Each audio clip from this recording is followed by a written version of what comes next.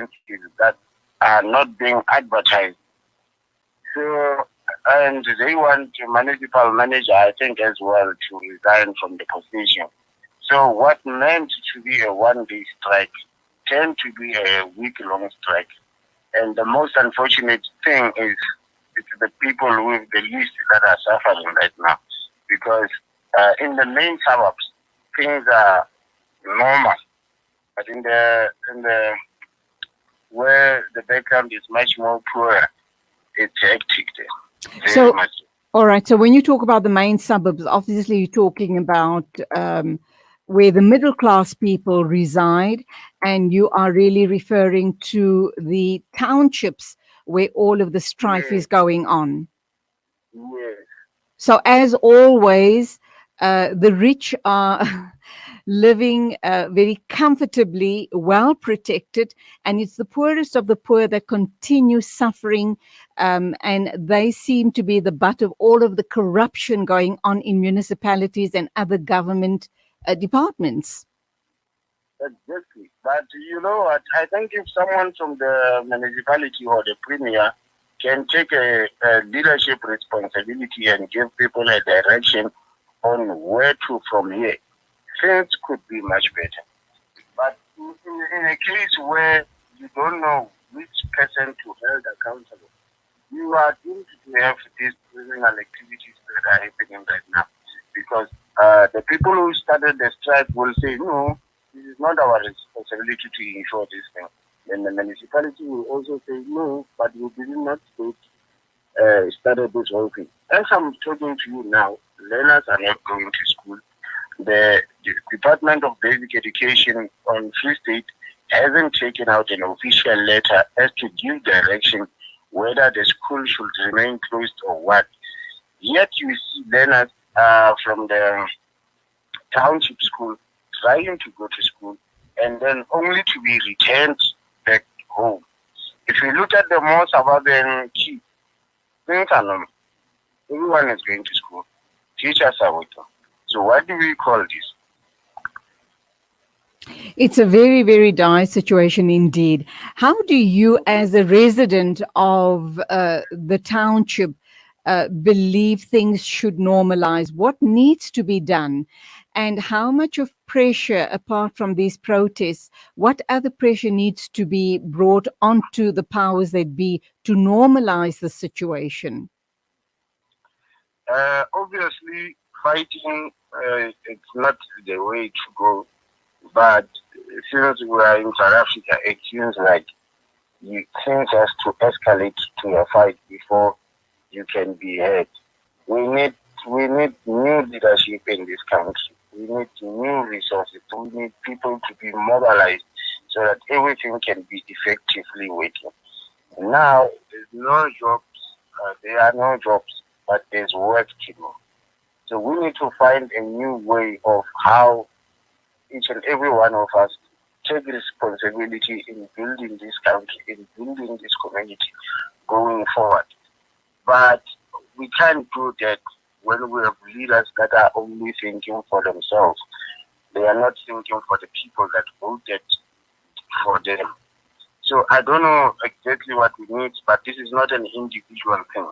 It's each and every one of us responsibly taking care of our country, taking care of ourselves, doing exactly what we're supposed to be doing. That's the only way we can go forward. President is not going to help us with anything. Okay, you talked about looting of shops going on as we speak. So there's a lot of civil unrest in the township right now.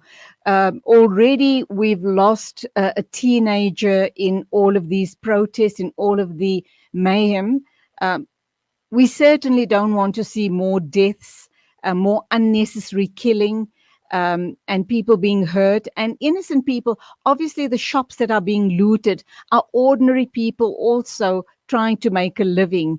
The looting and destruction that goes on there is hurting not only the shop owners, but it's hurting the actual community that the shop owners serve, because they're destroying infrastructure and they Yes. literally taking bread out of the shop owner's mouth. How can that be normalized? Because it seems whenever there's a protest happening anywhere in South Africa, then there's damage to infrastructure and there's damage to property and looting, wholesale looting. How do we change our mindsets for protests to be peaceful and greedy, uh, greedy criminality doesn't happen in the process?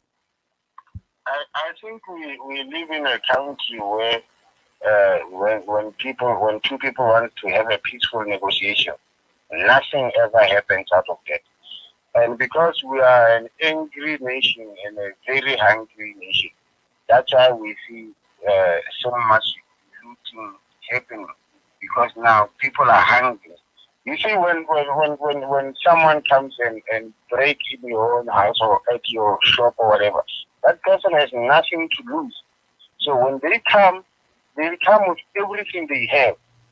So I'm not sure we need to, if everyone was wealthy, if everyone has had an equal opportunity, we would have seen less criminal activities are happening. Because the person will tell you that I'm hungry, I need something to eat right now.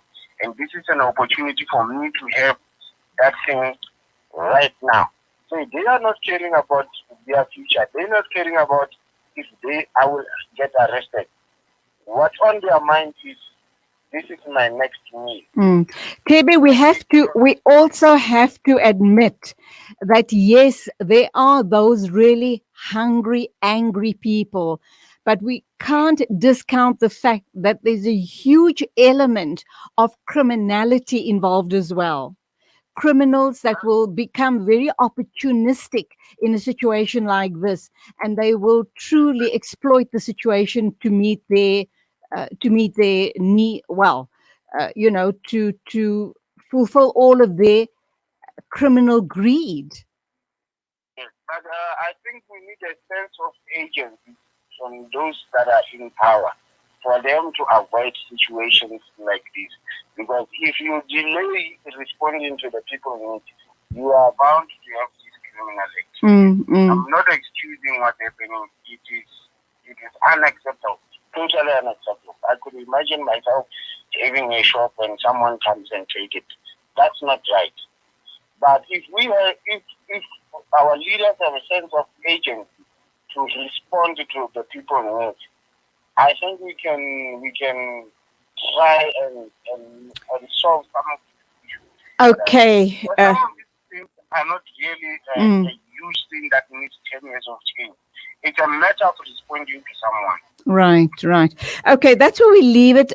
For now, all I see is everyone being caught up in a very vicious cycle, fingers being pointed to each other, lack of responsibility and accountability, and obviously a lot of corruption as well. But we're going to stay with the story. We understand that the organizers of the protest are in a meeting. Hopefully we will still speak to them before 10 o'clock. It's exactly 8:29. You're listening to News and Views with me, Julie Ali, right here on Salam Media. The best of you are those who learn the Quran and teach